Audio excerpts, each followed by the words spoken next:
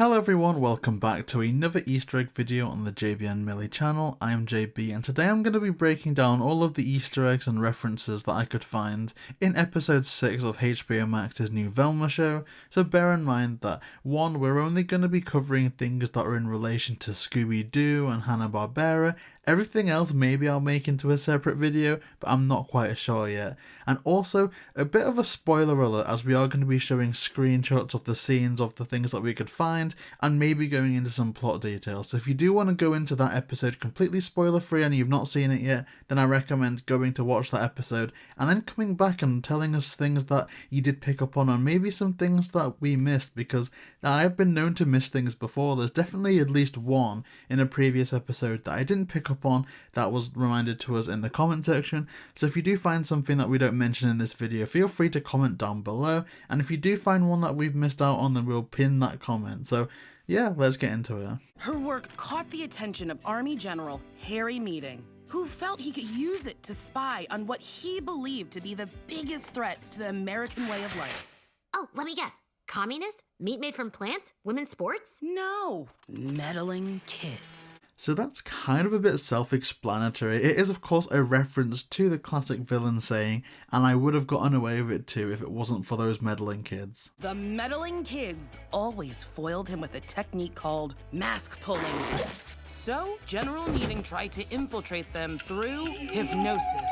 That's a bit of a two-in-one Easter egg there. Of course there's a reference to the unmaskings of classic Scooby-Doo villains, but I kind of think it's interesting that this show has officially canonized hypnotism, which has always been part of the canon of Scooby-Doo. For instance, in Bedlam in the Big Top, we saw the ghost clown hypnotizing various members of the gang, and also in the prologue on the kind of starting section of Legend of the Phantasaur, we get that element of unmasking and hypnotism. So it's kind of interesting, and I almost wonder if potentially the end villain of this series is going to be some form of the ghost clown. But this only worked so long as no one ever snapped their fingers. So I am going to need some feedback on this one, if this is an Easter egg or not, but I'm 99.9% sure that the music that the van was playing is the hook or the beat to the chase song 7 Days a Week that was featured in Scooby's Night of a Frozen Fright in the original 1969 series Scooby-Doo, Where Are You? So please let me know if you think that that is the song in the comment section, because I'm pretty sure it is. So this one kind of goes without saying. The secret operation that's at the heart of mind controlling all of the people in the flashback sequence that we found is the Special Covert Operations Brain Initiative, or Scooby. Now this is kind of funny because this is the same spelling for Scooby that people thought that the character of Gigi was gonna have. Now I do have some theories about what this could actually mean, and possibly the fact that this operation being called Scooby means a little bit more than we initially think, but I think I'm going to make a separate theory video maybe before the last batch of episodes are set to come out. But yeah, that's a little reference to Scooby-Doo. Scooby? And wait, what did Scooby do? And this is a visual Easter egg, kind of obvious, but this is of course a reference to the ghost of Captain Cutler, who first appeared in I believe the second episode ever of Scooby-Doo, Where Are You, titled A Clue for Scooby-Doo.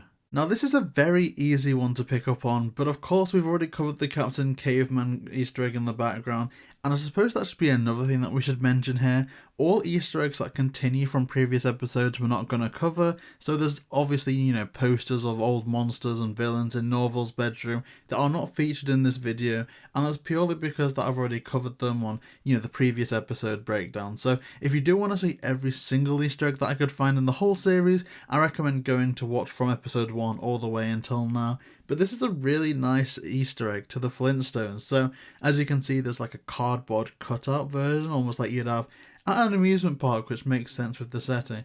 But we have Fred Flintstone, Wilma Flintstone, Pebbles Flintstone, who is sat on top of Dino. And I kind of want to praise this a bit because in terms of visuals, this is a solid way if they were going to make a adult Flintstone show as opposed to an adult Velma show. I do think this is the right way to go about things, with Dino looking a bit more realistic to what dinosaurs were, possibly taking on some characteristics of a velociraptor versus almost an anthropomorphic mixture between a T-Rex and a dog or something, maybe a diplodocus. Not quite sure, but I do think that this is a perfect more modernization of the Flintstones, but keeping true to their original designs. But yeah, let's move on to the next Easter egg. And once more, this goes without saying that this is quite an obvious nod to the original design and I guess the original characterization of Velma. I'm not really sure if it's an Easter egg, as in that it's intended to be a callback as much as it's a way of introducing this iteration of the catchphrase to this version of the character, but regardless, it is nice to see that Velma at least retains her signature catchphrase, which is Jinkies. Now there's a few clips that I've either tried to sprinkle within this video or that I'm going to end up on and maybe analyse. We're going to see how that goes, so yeah, let's see. But also, Jinkies is written in your mother's handwriting. She was just here. Jinkies! Okay, now you're totally trying to make it a thing. So that's it. Those are all the Easter eggs that I could find in the latest episode of HBO Max's Velma, and honestly, I'm really enjoying everything that they seem to be sprinkling into these things. Now, of course, it's easy for the creative team behind this to just Google classic Hanna-Barbera characters and then simply adding them into sequences. That'd be kind of easy, and I think for the most part that is probably what they've done, but I think there's a lot of sincere Easter eggs within this series as well. For example, the use of the classic chase song as part of the van. I don't know, just stuff like that, those nuances just make me think that there's at least, the composer or the supervisor, the animators have actually put a lot of love and passion into this series and are potentially Scooby fans. So I think going forward, finding these Easter eggs are going to be some of my favourite parts about the series, and whether that's good or bad, you can debate with that in terms of yourself and stuff. But personally, I am absolutely adoring all of these Easter eggs and I can't wait to find more. I do believe that we only have 2 more episodes to go, so the chances are is that maybe in between now and then we're going to be making some theory videos and kind of formulate what we think is going on. But other than that, we're going to keep on coming up with the content such as reaction videos, but for more fans of traditional Scooby, we're going to be keeping up with that as well, including weekly interviews, really special one with Libby Ward, the Be Cool Scooby-Doo writer, coming this week, and some really special things in the works for future weeks as well. So if you do want to see that, then please like, comment, and subscribe, and we'll see you next time.